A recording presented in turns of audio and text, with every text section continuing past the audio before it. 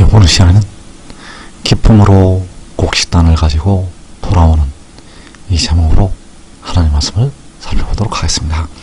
이 마지막에 위의 나무들이 영생에 이르는 백성들을 거두어 오게 됩니다. 그래서 이 시간에 기쁨으로 곡식단을 가지고 돌아오는 이 제목으로 하나님 말씀을 살펴보도록 하겠습니다.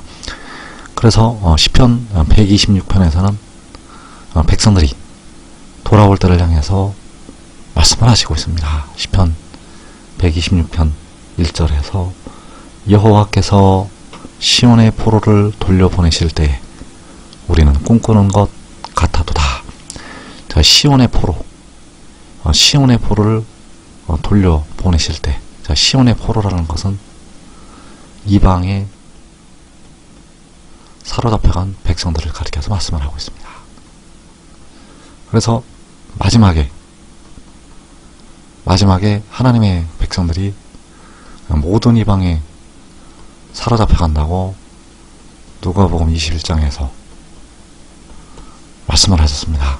그래서 그 포로되어간 사로잡혀갔던 백성들을 돌려보내실 때 우리는 꿈꾸는 것 같았다고 말씀을 하고 있다는 사실입니다. 그래서 이어지는 2절에서 그때 우리 입에는 웃음이 가득하고 우리 혀에는 찬양이 찼었도다. 그때 문나라 가운데서 말하기를 여호와께서 그들을 위하여 큰 일을 행하셨다 하였도다. 자, 여기에서 그때 바로 백성들이 돌아올 때 문나라 가운데서 말하기를 여호와께서 그들을 위하여 큰 일을 행하셨다고 말을 하게 됩니다. 그래서 각 나라와 족속과 백성과 방언에서 셀 수 없는 큰 무리가 나오게 되는데 이들이 바로 여호와께서 돌려보내시는 시온의 포로, 이들이 각 나라에서 돌아오게 된다는 사실입니다. 그래서 돌아오는 백성들의 입에는 웃음이 가득하고 우리 혀에는 찬양이 찼었다고 말씀을 하고 있다는 사실입니다. 그래서 여호와께서 그들을 위해서, 바로 시온의 포로들을 위해서 큰 일을 행하시게 됩니다. 이 큰 일이 열방을 향해서 나타나게 된다는 사실입니다. 그래서 이사 12장 5절에서 여호와를 찬송할 것은 극히 아름다운 일을 하셨음이니 이를 온 땅에 알게 할지어다. 자, 여기서 극히 아름다운 일을 하셨다고 말씀을 하고 있습니다. 여호와를 찬송할 것은 극히 아름다운 일을 하셨음이니, 바로 시편 126편에서 여호와께서 그들을 위하여 큰 일을 행하셨다 하여도다. 바로 극히 아름다운 일을 행하시게 된다는 사실입니다. 그래서 이것을 온 땅에 알게 할지어다라고 말씀을 하고 있는데, 그 극히 아름다운 일, 바로 하나님의 택하신 백성들을 위해서 구원을 베푸시는 것, 이 구원은 독생자를 통해서 주시는 하나님의 구원. 그래서 시편 98편 1절에서 새 노래로 여호와께 찬송하라. 그는 기이한 일을 행하사 그의 오른손과 거룩한 팔로 자기를 위하여 구원을 베푸셨음이로다. 여호와께서 그의 구원을 알게 하시며 그의 공의를 문나라의 목전에서 명백히 나타내셨도다. 자, 그는 기이한 일을 행하신다고 말씀을 하시고 있는데, 바로 극히 아름다운 일을 행하시게 됩니다. 여호와께서 그들을 위해서 큰 일을 행하셨다고 말씀을 하고 있고, 그 큰 일이 극히 아름다운 일이요 기이한 일. 그래서 그 일을 행하시게 되는데 독생자를 통해서 행하시게 됩니다. 그래서 독생자가 바로 하나님의 구원이요 하나님의 공의, 그의 그의 오른손과 거룩한 팔로 자기를 위하여 구원을 베푸셨음이로다. 자, 그의 오른손과 거룩한 팔이 독생자의 손에 나타나서 하나님의 백성들을 세계 열방에서 건지시게 됩니다.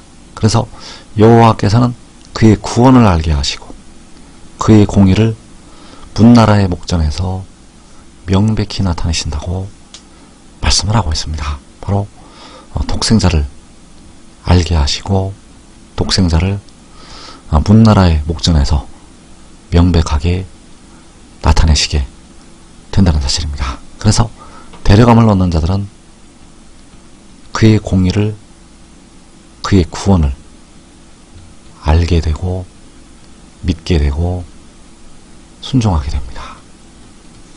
그러나 버림을 당하는 자들은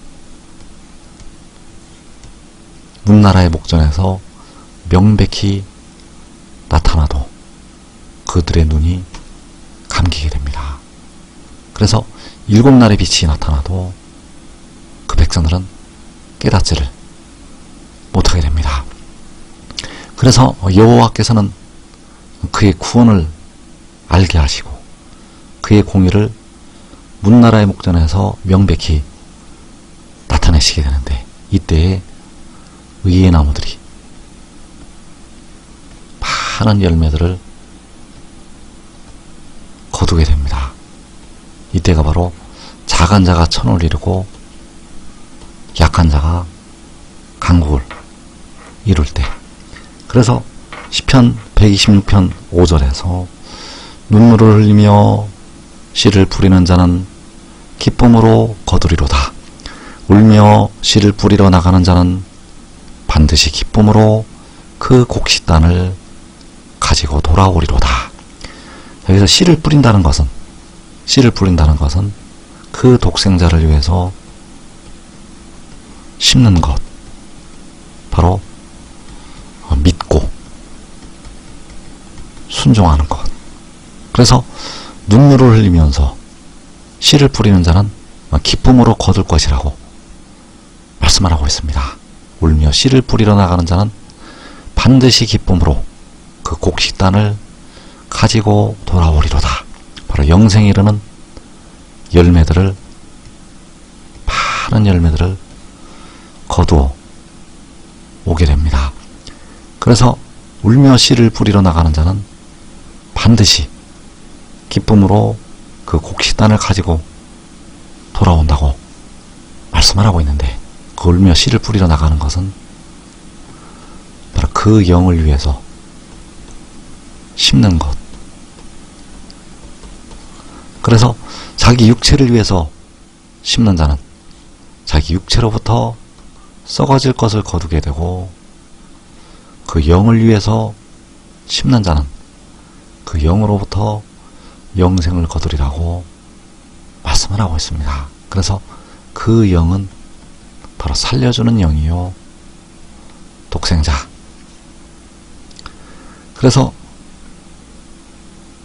울며 씨를 뿌리러 나가는 그 의의 나무들, 그들은 반드시 기쁨으로 그 곡식단을 가지고 돌아오게 되는데, 바로 이들이 하늘의 밀이 되어서 떨어지게 됩니다. 그래서 요한복음 12장 24절에서 내가 진실로 너희에게 이르노니 하늘의 밀이 땅에 떨어져 죽지 아니하면 하늘 그대로 있고 죽으면 많은 열매를 맺느니라.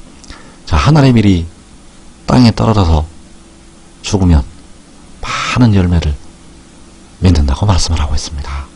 바로 그 곡식단을 가지고 돌아오게 됩니다. 그래서 하늘의 밀이 땅에 떨어져 죽는 것은 바로 울며 씨를 뿌리는 것이요, 그 하늘의 밀이, 하늘의 씨가 땅에 떨어져서 죽으면 반드시 기쁨으로 그 곡식단을 가지고 돌아오게 된다는 사실입니다. 그래서 하늘의 밀이 땅에 떨어져 죽으면 많은 열매를 맺는다고 말씀을 할 때, 그 하늘의 밀이 바로 가지가 되어서 많은 열매를 맺게 된다는 사실. 그래서 독생자는 포도나무가 되고 외의 나무들은 가지가 되어서 열매를 많이 맺게 된다는 사실입니다. 그래서 요한복음 15장 5절에서 나는 포도나무요 너희는 가지라. 그가 내 안에 내가 그 안에 거하면 사람이 열매를 많이 맺나니 나를 떠나서는 너희가 아무것도 할 수 없습니다. 자, 독생자는 포도나무가 되고 그 위의 나무들은 가지가 된다고 말씀을 하고 있습니다. 그래서 그가 아들 안에, 그 아들이 그 위의 나무들 안에 거해서 그 사람이 열매를 많이 맺게 된다는 사실입니다. 그 열매를 많이 맺는 것은 바로 그 곡식단을 가지고 돌아오는 것. 그래서 지금 믿고 순종하는 자들, 그 재물과 그 소산물의 처음 익은 열매로 여호와를 공경하는 자들, 이들은 반드시 기쁨으로 그 곡식단을 가지고 돌아오게 됩니다. 이 복된 자리에 꼭 들어가기를 축원합니다.